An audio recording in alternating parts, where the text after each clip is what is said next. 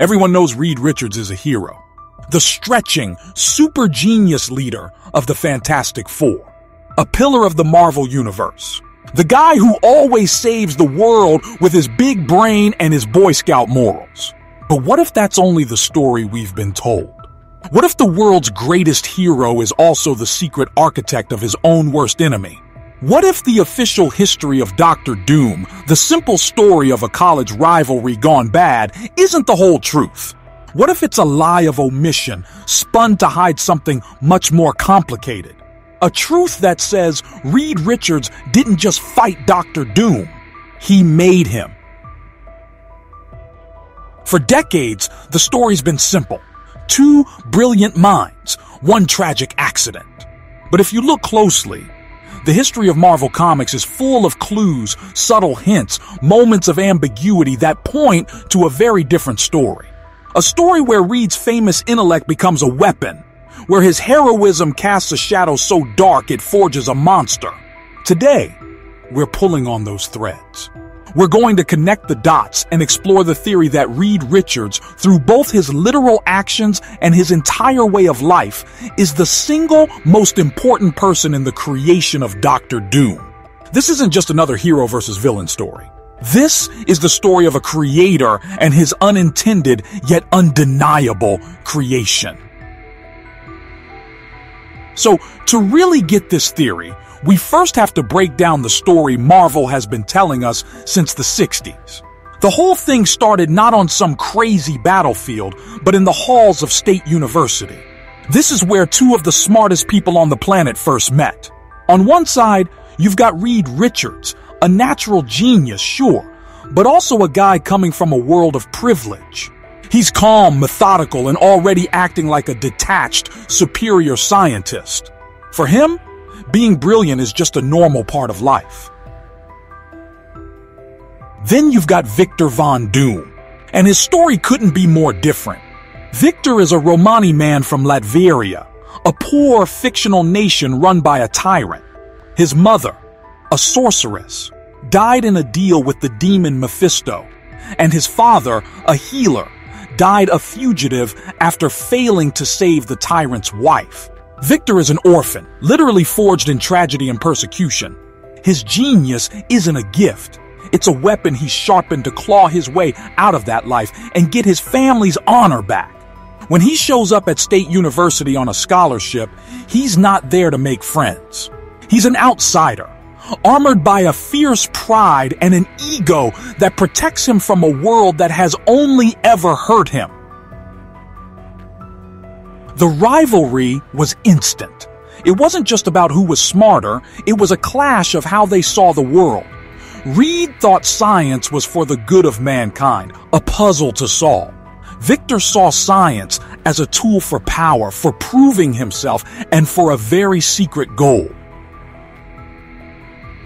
This all leads to the incident, the moment that supposedly changes everything, first laid out in Fantastic Four Annual 2. Victor wasn't just working on some class project. He was building a machine to tear a hole in reality itself. He was blending science with the forbidden magic he learned from his mother, all for one reason: to contact the netherworld and rescue his mother's soul. It's a mission born from love and grief, but he pursues it with a dangerous obsession. And this is where Reed steps in. In the classic version of the story, Reed takes a look at Victor's calculations and spots a flaw. The comics are a little vague on what it was, sometimes a tiny decimal error, other times a major mistake. Whatever it was, Reed, being Reed, thinks he's doing the right thing. He tries to warn his rival. But you have to imagine how Victor took that warning.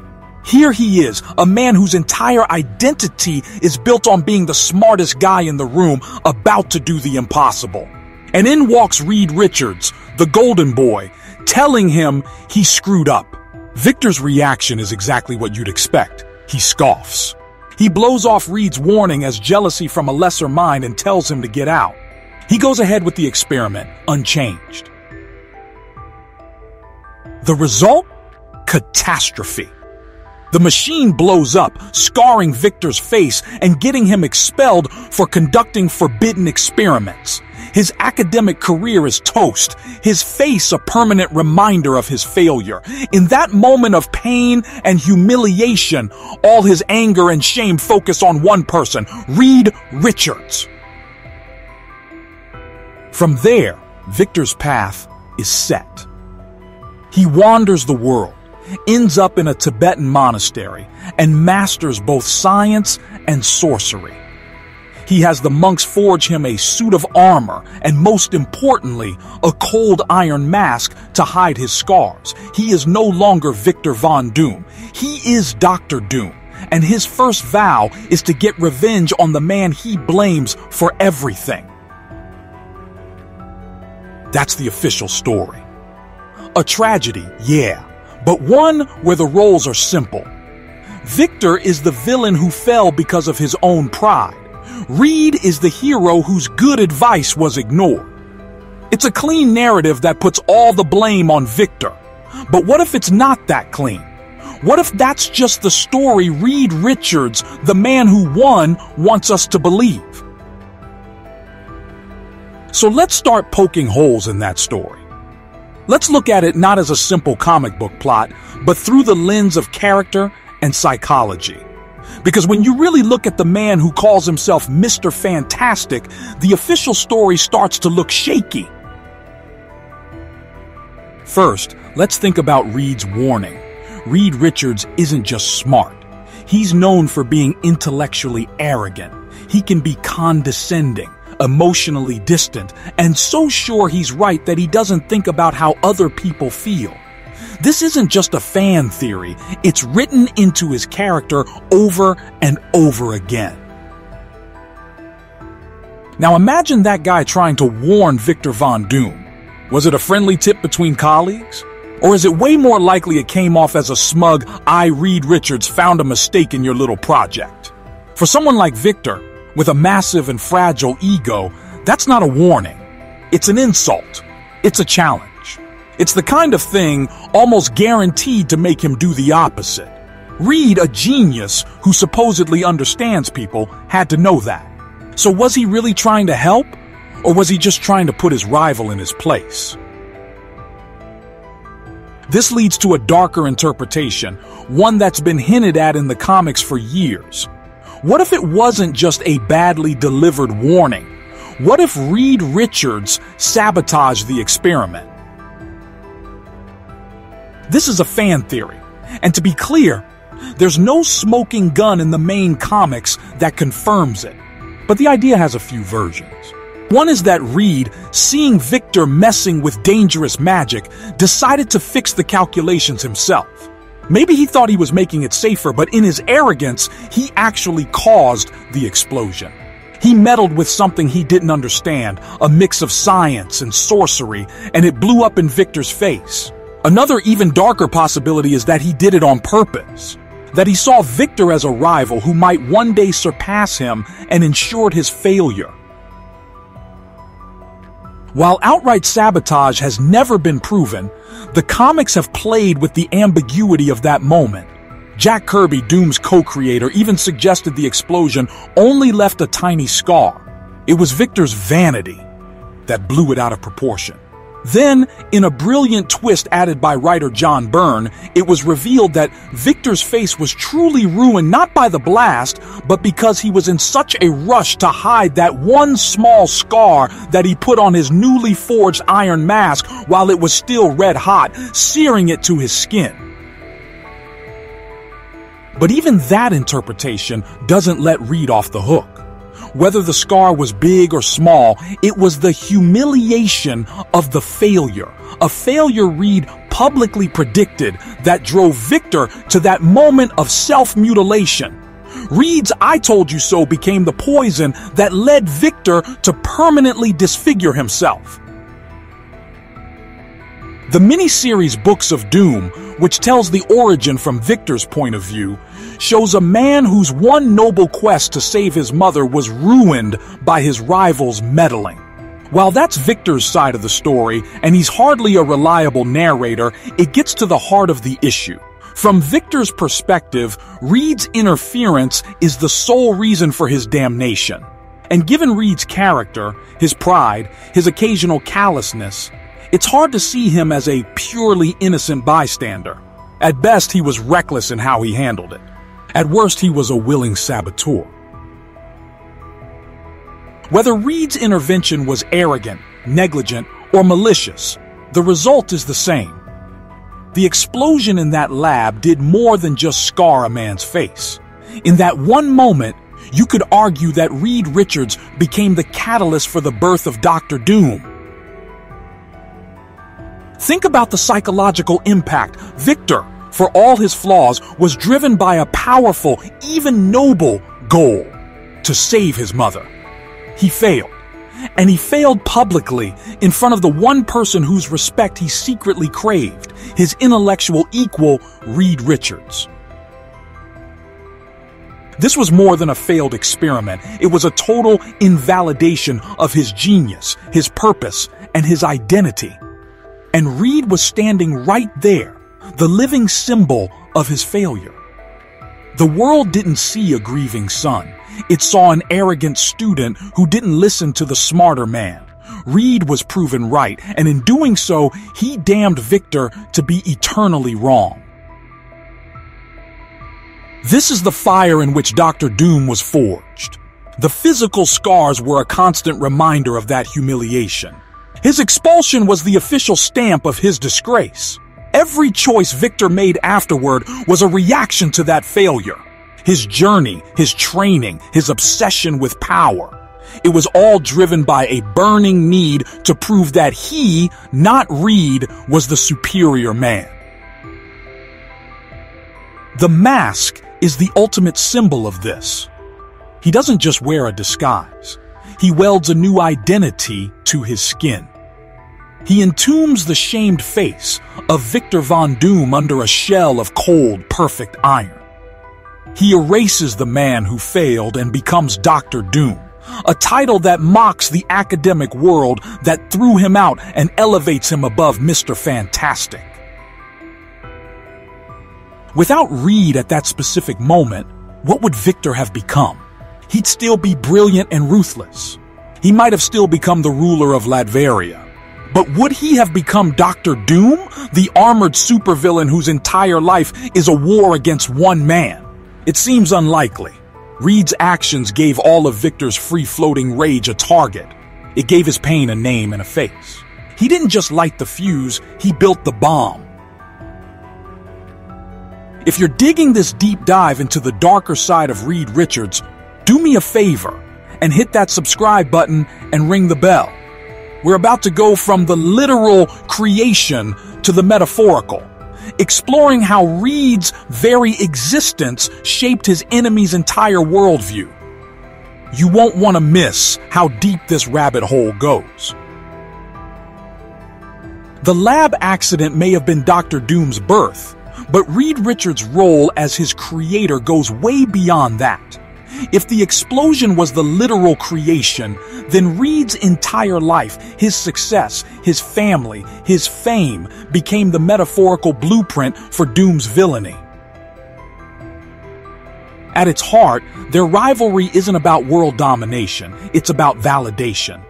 Doom's plans are almost never just about power. They're elaborate shows designed to prove he's better than Reed. He doesn't just want to rule the world, he wants Reed to watch him rule it. Reed Richards has everything Victor Von Doom believes was stolen from him. Reed is celebrated as a hero. Reed has a loving family, a wife, loyal friends, and children to carry on his legacy. Every one of these things is like a knife in Doom's heart. He too is a genius, but he's seen as a tyrant. He too could save the world, but he's seen as a villain. He once had a love, Valeria, but sacrificed her for more power in his quest to beat Reed, a choice that stands in stark contrast to Reed's family values. Reed is a walking, talking reminder of the life of respect and happiness Victor was denied. So, Doom's life becomes a dark mirror of Reed's. He has to match Reed's achievements, but in a way that humiliates him. That's why his plans are so personal. He has a twisted obsession with Sue Storm, not out of love, but because she's precious to Reed. He has cured Ben Grimm of being the Thing, not out of kindness, but to show he could do what Reed failed to do for years. Nowhere is this clearer than in the 2015 storyline, Secret Wars. This is the ultimate proof of the theory.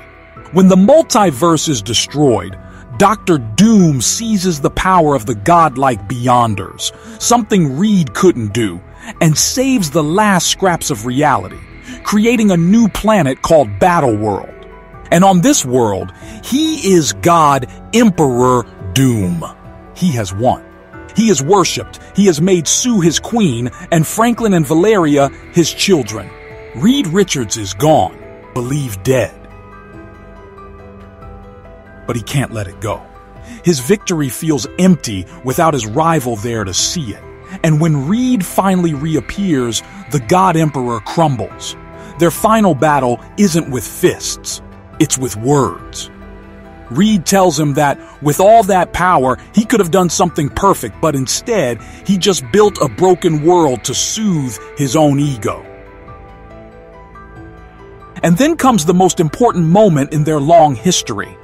Doom screams at Reed, asking the question that has haunted him his entire life. Do you truly believe you could have done better? Reed just answers, yes. And in that moment, Doom's will breaks. He pauses and admits the one thing he has spent his life denying. Yes. Damn you. I do.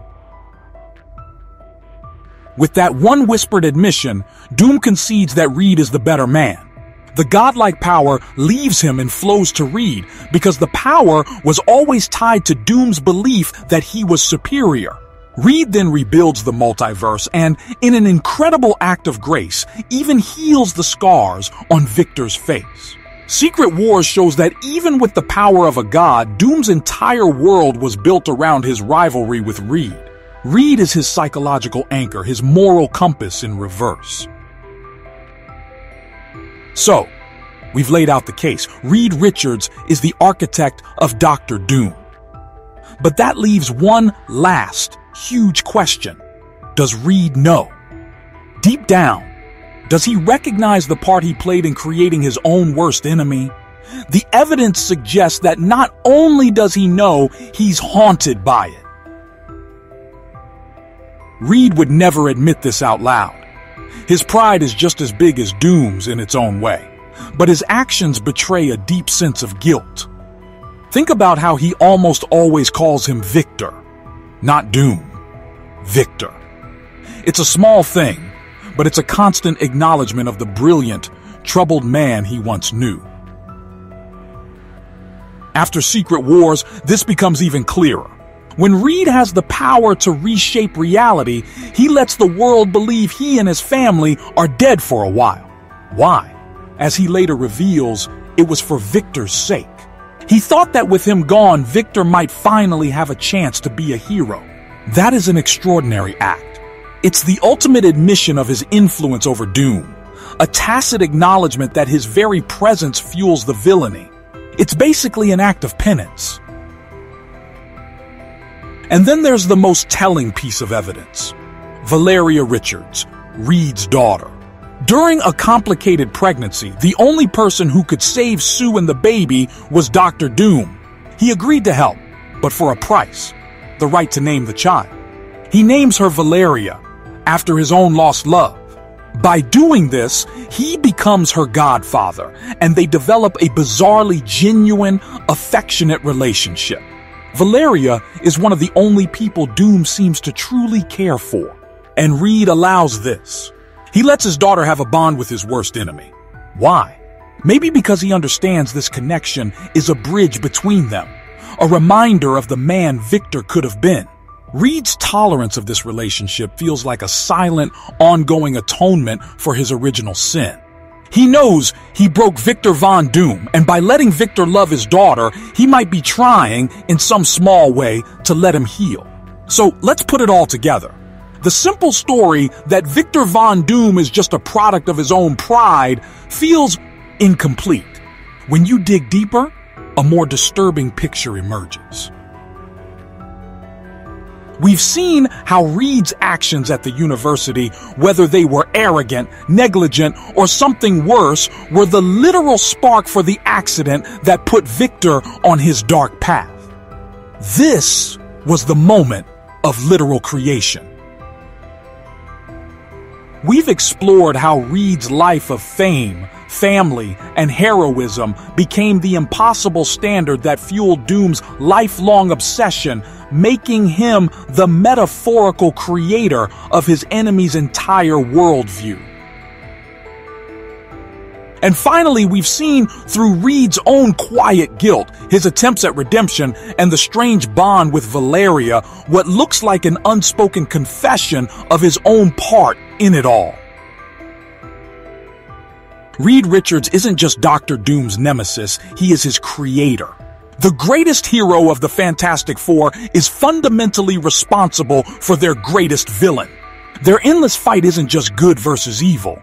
It's a tragic dance between a man and his shadow, a creator and his creation, where neither one can ever truly escape the moment their lives collided and gave birth to a monster. But what do you think? Is Reed Richards a hero who made one tragic mistake, or is he a much more complicated and responsible figure than we've been led to believe? Is he really the architect of Dr. Doom? Let me know all of your theories down in the comments below. If you enjoyed unraveling this core Marvel conspiracy, make sure to give this video a like and subscribe for more deep dives into the secret histories of your favorite heroes and villains. Thanks for watching.